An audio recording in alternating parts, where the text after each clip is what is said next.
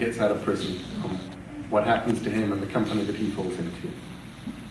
Every now and then there are little short stories scattered through the text. And this is the first of them, and it's called Coming to America, 813 AD.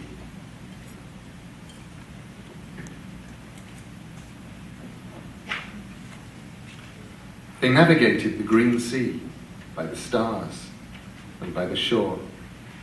And when the shore was only a memory and the night sky was overcast and dark, they navigated by faith. And they called on the All-Father to bring them safely to land once more.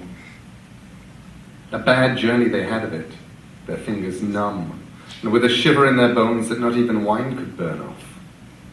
They would wake in the morning to see that the rime had frosted their beards, and until the sun warmed them, they looked like old men, white-bearded before their time. Teeth were loosening, and eyes were deep sunken in their sockets when they made landfall on the green land to the west. The men said, "We are far, far from our homes and our hearts, far from the seas we know and the lands we love. Here, on the edge of the world, we will be forgotten by our gods." Their leader clambered to the top of a great rock, and he mocked them for their lack of faith. "The All-Father made the world," he shouted. "He built it with his hands from the shattered bones and the flesh of Ymir, his grandfather. He placed Ymir's brains in the sky as clouds, and his salt blood became the seas we crossed. If he made the world, do you not realize that he created this land as well? And if we die here as men, shall we not be received into his hall?" And the men cheered and laughed. They set to with a will to build a hall out of split trees and mud inside a small stockade of sharpened logs, although as far as they knew they were the only men in the new land. On the day that the hall was finished, there was a storm. The sky at midday became as dark as night, and the sky was rent with forks of white flame, and the thunder crashes were so loud that the men were almost deafened by them. And the ship's cat they brought with them for good fortune hid beneath their beached longboat. The storm was hard enough and vicious enough that the men laughed and clapped each other on the back, and they said, "The Thunderer is here with us in this distant land," and they gave thanks and rejoiced, and they drank until they were reeling. In the smoky darkness of their hall that night, the bard sang them the old songs. He sang of Odin, the All-Father, who was sacrificed to himself as bravely and as nobly as others were sacrificed to him. He sang of the 9 days that the All-Father hung from the world tree, his side pierced and dripping from the spear point. At this point his song became, for a moment, a scream. And he sang them all the things the All-Father had learned in his agony.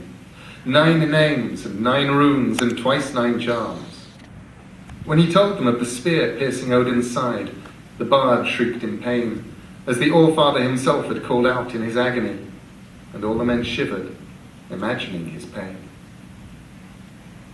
They found the Skraeling the following day, which was the All-Father's own day. He was a small man, his long hair black as a crow's wing, his skin the colour of rich red clay. He spoke in words none of them could understand, not even their bard, who had been on a ship that had sailed through the Pillars of Hercules, and who could speak the trader's pidgin men spoke all across the Mediterranean. The stranger was dressed in feathers and in furs, and there were small bones braided into his long hair. They led him into their encampment, and they gave him roasted meat to eat and strong drink to quench his thirst. They laughed riotously at the man as he stumbled and sang, at the way his head rolled and lolled, and this on less than a drinking horn of mead. They gave him more drink, and soon enough he lay beneath the table with his head curled under his arm.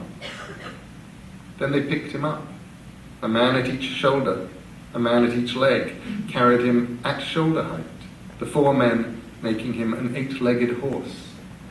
And they carried him at the head of a procession to an ash tree on the hill overlooking the bay, where they put a rope around his neck and hung him high in the wind, their tribute to the All-Father, the gallows lord. The Skraeling's body swung in the wind, his face blackening, his tongue protruding, his eyes popping, his penis hard enough to hang a leather helmet on. while the men cheered and shouted and laughed, proud to be sending their sacrifice to the heavens. And the next day, when two huge ravens landed upon the Skraeling's corpse, one on each shoulder, and commenced to peck at its cheeks and eyes, the men knew that their sacrifice had been accepted. It was a long winter, and they were hungry, but they were cheered by the thought that when spring came, they would send the boat back to the Northlands, and it would bring settlers and bring women.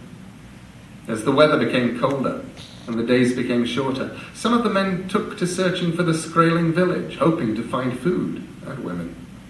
They found nothing, save for the places where fires had been, where small encampments had been abandoned. One midwinter's day, when the sun was as distant and cold as a dull silver coin, they saw that the remains of the Skraeling's body had been removed from the ash tree. That afternoon it began to snow in huge, slow flakes. The men from the Northlands closed the gates of their encampment, retreated behind their wooden wall. The Skraeling war party fell upon them that night, 500 men to 30. They climbed the wall, and over the following 7 days they killed each of the 30 men in 30 different ways. And the sailors were forgotten by history and their people. The wall they tore down, and the village they burned. The longboat, upside down and pulled high on the shingle, they also burned, hoping that the pale strangers had but one boat, and that by burning it, they were ensuring that no other Northmen would come to their shores.